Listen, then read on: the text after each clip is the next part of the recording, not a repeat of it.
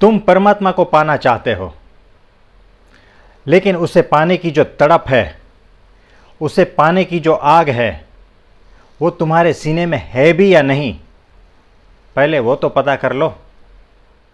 तुम परमात्मा को पाना चाहते हो, लेकिन तुम उसकी तड़प में और उसकी आग में बिल्कुल भी जलना नहीं चाहते। परमात्मा की याद में जब तक तुम अपने जीवन को जलाने के लिए तैयार नहीं हो जाते हो, तब तक वो तुम्हें कभी भी नहीं मिलेगा। तुम जीवन को बचा बचा कर परमात्मा को पाना चाहते हो, तो ये कभी भी संभव नहीं है।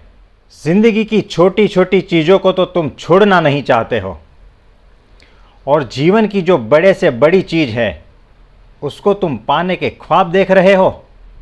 परमात्मा यहाँ उसे ही मिलता है जो परमात्मा को प्रेम करते करते टूट चुका है, या फिर उसे मिलता है जो टूट टूट कर भी परमात्मा को प्रेम करता ही रहा है।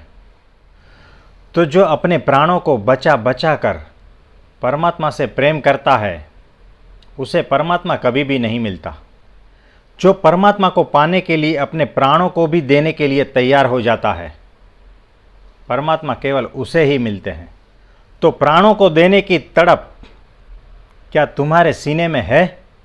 जब तक तुम्हें अपने प्राणों का मोह है, तब तक तुम मुक्ति की बात मत करना। मोक्ष की बात करने के लिए अभी भी तुम परिपक्व नहीं हुए हो। जब तक छोटी छोटी चीज़ों में तुम उलझे हो, तब तक तुम परमात्मा को कैसे पाओगे?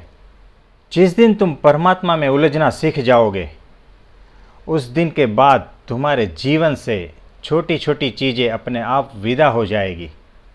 तो परमात्मा तो तुम्हारे सामने ही है, लेकिन क्या तुम्हारे पास वो आँख है जो उसे पहचान पाए, जो उसे देख पाए?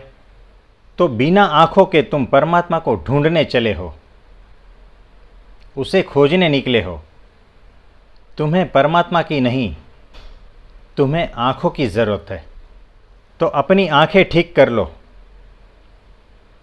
वो तो दिख ही जाएगा, क्योंकि परमात्मा तो है ही अभी और यहाँ।